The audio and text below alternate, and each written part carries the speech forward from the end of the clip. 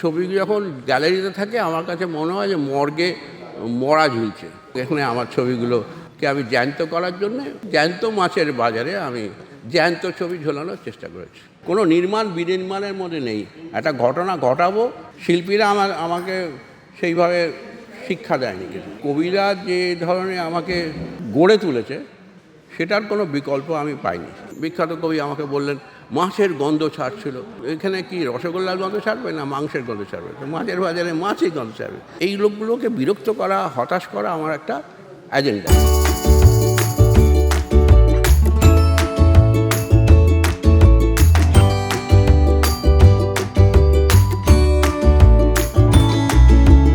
শিল্প কথাটার সঙ্গে শৃঙ্খলার একটা যোগ রয়েছে। তার ভিতরে যদি বিশৃঙ্খলা থাকুক, ওপরে একটা আপাত শান্ত শৃঙ্খলার আবরণ যেন চাপানো থাকে। আর বাজার শব্দটার সঙ্গে বিশৃঙ্খলার একটা যোগ রয়েছে। সেই শৃঙ্খলা আর বিশৃঙ্খলার এই চিরচেনা ইমেজারিটা কীভাবে ভেঙে যায় সেটা জানা হতো না হয়তো আজ এই কালীবাবুর বাজারে এখানে না এলে।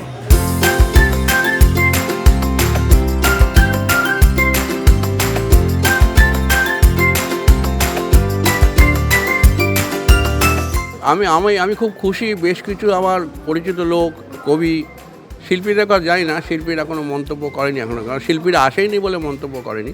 কিন্তু কিছু কবি এসছে যারা নিজেদের খুব বিখ্যাত বলে মনে করে। তারা হয়তো রোজ রাত্রিবেলা লেখে আমি খুব বিখ্যাত, আমি খুব বিখ্যাত, আমি খুব বিখ্যাত, আমি খুব বিখ্যাত, আমি খুব বিখ্যাত।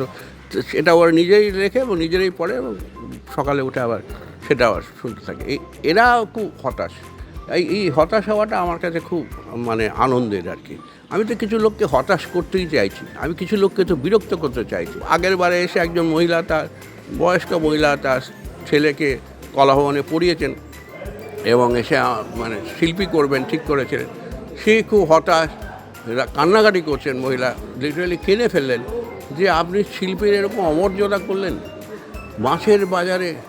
এই যে ধারণাগুলো মাছের বাজারে, যেমন ওই কবি, বিখ্যাত কবি আমাকে বললেন মাছের গন্ধ ছাড়ছিল।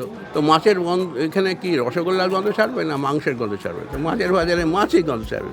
সেটা তো আমি জেনে নিয়েছি, আমি তো মেনেই এসেছি। মানা না, আমি বললাম যে আমার গল্পটা হচ্ছে আমার জন্ম যেখানে, যে জায়গায়, সে তার চারিদিকে ঘিরে একটা বড় বাজার ছিল এবং আছে। সে প্রাচীন বাজার। সেই বাজারের মধ্যে আমি একটা বাজারের প্রোডাক্ট। সে বাজার আর এই কমার্শিয়াল যে অকশন হাউসের বাজার, দুটো বাজারের তফাৎ আছে।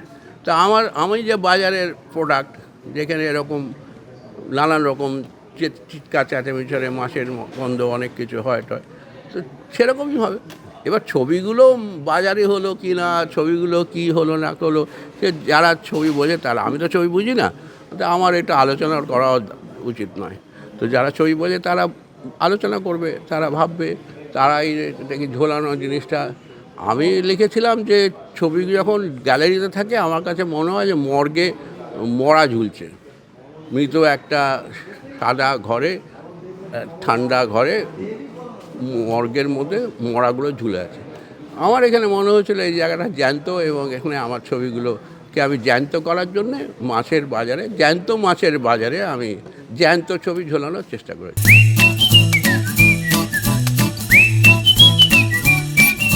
কালকে আমাকে এখানে যে হত্যাকর্তা স্বপন, সে হচ্ছে মৎস্য বিশারদ, সে আমাকে মাছ শেখায়, আমি তাকে শিক্ষক বলি। সে আমাকে বলল, আচ্ছা দাদা আপনি তো অনেক বয়স্ক, আপনি বলুন এই মাছটা দেখে মেল না ফিমেল, মাছ দেখে আপনি বলবেন কি করে এটা মেয়ে মাছ না ছেলে মাছ? সে আমাকে শেখালো। কোনো নির্মাণ বিনির্মাণের মধ্যে নেই।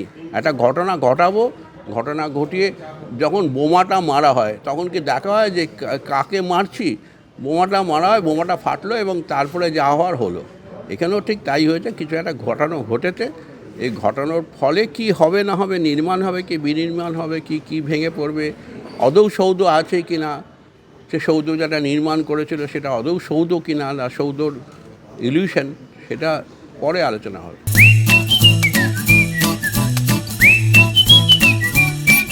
কবিরা যে ধরনের আমাকে বিভিন্নভাবে তার লেখা, তার ভাবনায়, বিমূর্ততায় বিশেষ করে যেভাবে আমাকে গড়ে তুলেছে সেটার কোনো বিকল্প আমি পাইনি। এবং সেই জন্য আমি খুব আহ্লাদিত হয়ে আমার প্রদর্শনী বা আমার ছবির পাশে কবিরা কবিতা পড়লে আমার খুব আমি খুব চার্জড হই বলা যেতে পারে।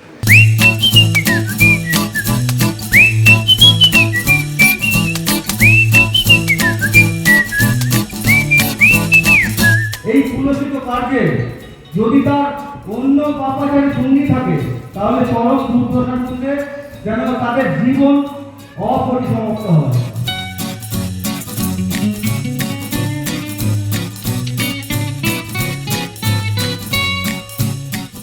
কবি, সাহিত্যিক, পেন্টার সব জায়গায় হিরণদার এই যে অবাধ বিচরণ সেইটা খুব আমাকে আকৃষ্ট করেছে। তো হিরণদার থেকে এত খবরাখবর পা সেইটা আমাকে খুব ভাইব্রেট করে, খুব অনুরণন করে আমাকে সেই জায়গাটা। হিরণদা আমাকে ডিসেম্বরের গোড়ার দিকেই ওই 1-2 তারিখ নাগাদ এরকম ফোন করে বলেন যে আমার এই এক্সিবিশন এই জায়গাগুলোয় আমার ভাল লাগছে না, তো তুমি দেখো না বিশ্বজিৎ যদি কোথাও করা যায় এরকম, আমি কোনো ধাবাতে এক্সিবিশন করতে চাই। তাই বললাম তুমি ধাবাতে করবে, ধাবাতে খুব অল্প মানুষ হবে আসবে, সেটা একটা লরি থেকে নেমে দেখবে চলে যাবে, সেটা হতে পারে। আমি বিভিন্ন স্পেস দেখছি, আমার তখনই এই জায়গাটা নিয়ে আমার একটা প্ল্যান ছিল কি করা যায় না যায়। তো আমি চলে এসে আমি সঙ্গে সঙ্গে ভিডিও কল করি হিরণদাকে, তুমি এই স্পেসটা দেখো, এই স্পেসটায় করা যায় কীরকম, ওপর থেকে হ্যাঙ্গিং করা যায়। আমি হিরণদার ছবিগুলো দেখেছি, তো হিরণদা বললো এখানেই করবো। ব্যাস ওই যেদিন বললো সেই দিন থেকে আমরা শুরু করে দিলাম কথা বলা, এবং আমরা কিভাবে কি করা যায় ভেবে আমরা 31 তারিখ করে ফেলি।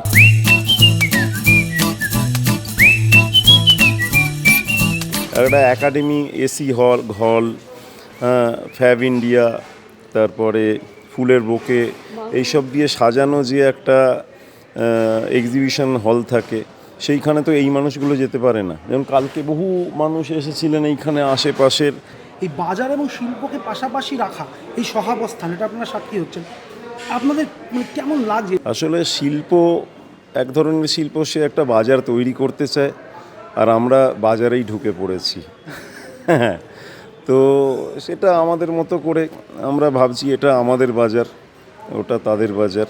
আমরা যে কাজটা করতে চাইছি সেই যোগাযোগটা একটু শ্রমসাধ্য, কিন্তু সেইটার দিক খুলছে, সেইটা আমরা দেখতে পাচ্ছি, এবং মানুষ আসছে, মানে তার কাছে নিয়ে গেলে সে খোরাক পেলে ঠিক সে আসবে, এইটা আমরা বুঝেছি।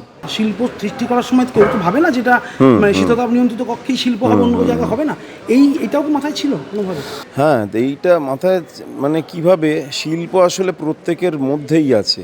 আমরা ওই জন্য এটার নাম দিয়েছি আর্ট ইন এভরি ওয়ানটা আলাদা, এভরি ওয়ান প্রত্যেকের মধ্যেই আছে। এইটা কিভাবে সে জাগাবে, বা কোন শক্তি বাইরে থেকে কোন বল এসে তাকে সেই দিকে খুঁচিয়ে দেবে, সেইটা ব্যাপার। বুলু বলে একটা ছেলে আছে এখানে, মাছ বিক্রি করে, ও বলেছে আমি ছবি আঁকা শিখবো, খাতা পেন কিনেছে, তো এইটা একটা তো খুব বড় রকমের পাওয়া, তাই না? বা এইখানে একটি বাচ্চা ছেলে আসছে একজনের, সে এসে বলছে যে আমি দাদু আঁকবো হিরণদাকে, এরকম আমাকে শেখাও, এ করো। এইগুলো খুব ছুঁয়ে যায়।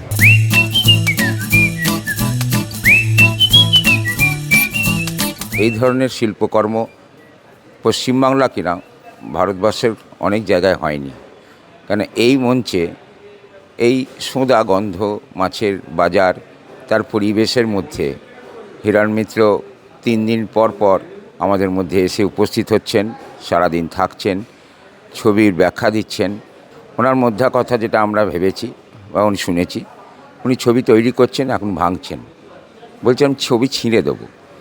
তাই ওনার মধ্যে আদার্স যারা শিল্পী তাদের থেকে উনি অনেকটা দূরে চলে গেছেন। তাই আমরা ওনাকে পেয়ে অত্যন্ত গর্বিত, এবং আশা করি আগামীতেও আমরা এই ধরনের অনুষ্ঠান করব। এই আইডিয়াটা মানে মূলত কীভাবে? মূলত আইডিয়া, আমরা এখানকার স্থানীয় বাসিন্দা, আমরা প্রতিনিয়ত এখানে আসি মাছের বাজারে মাছ কিনতে। এবারে আমরা কয়েকজন মিলে, এবং বিশেষত বিশ্বজিৎ দাসের উদ্যোগে এখানকার কয়েকজন মৎস্য ব্যবসায়ী খুবই পরিচিত, তাদের একটা এই ধরনের প্রস্তাব দেওয়া হয়। তারা বলে আমরা তো 12টা, 12:30, 1টা অবধি আমাদের মাছের বাজার জমজমাট থাকে, লোকজন আসে, কেনা বেচা হয়, তারপরে আমাদের জায়গাটা ফাঁকাই থাকে, তোমরা যদি করতে পারো দেখো। এবার তারপর ওরা আমাদের যথেষ্ট সাহায্য করেছেন এবং সহযোগিতাও করছেন।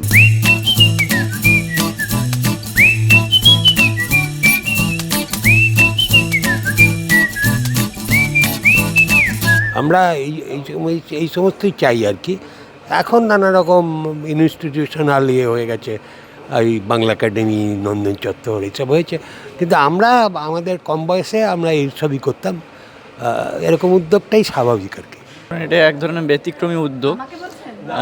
একাডেমি অফ ফাইন আর্টস বা নন্দন চত্বরে অনেক আর্ট গ্যালারি হয়, ওখানে প্রদর্শনী হয়, ঠান্ডা ঘরে আলোচনা হয়, কিন্তু এইরকম একেবারে সাধারণ মানুষের কাছে মাছের বাজারে, মানে যেখানে প্রতিদিন মানুষ আসতেই হয়, এবং সেখানে মাছ দরাদরি এর মধ্য দিয়ে জীবন মৃত্যুর যে বোধ এখানে আমি দেখতে পাচ্ছি, সেই ভাবনাটাকে এখানে তুলে ধরা, তার সঙ্গে সঙ্গে প্যালেস্তাইনের যে বিষয়টা ওটা নিয়ে এসেছেন। আমাদের মতো ছাত্রদের বা যারা বুদ্ধিজীবী তারা এসে এখানে এসে উপস্থিত হচ্ছে, হয়তো তারা এখানে কোনোদিনও আসতেনই না মাছের বাজারে, বা এই বাজারটা আমরা চিনতামই না, কিন্তু এটা জানতে পারলাম এখানে মানুষজন যে বুঝতে চাইছে শিল্প কী, এটাই খুব বড় উদ্যোগ আমার মনে হয়।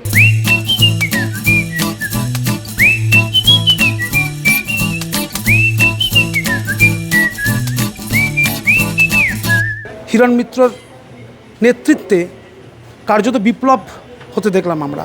ক্যামেরায় রতিন কুণ্ডুর সঙ্গে আমি বিশ্বদীপ দে, সংবাদ প্রতিদিন .in।